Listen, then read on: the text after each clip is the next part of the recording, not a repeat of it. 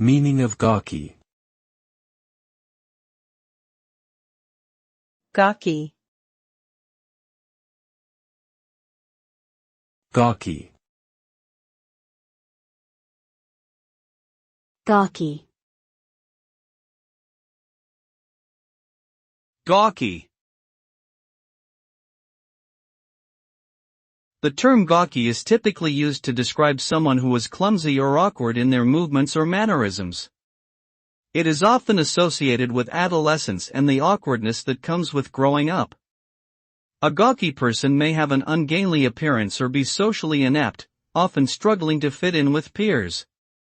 Some synonyms for gawky include klutzy, ungainly, and awkward.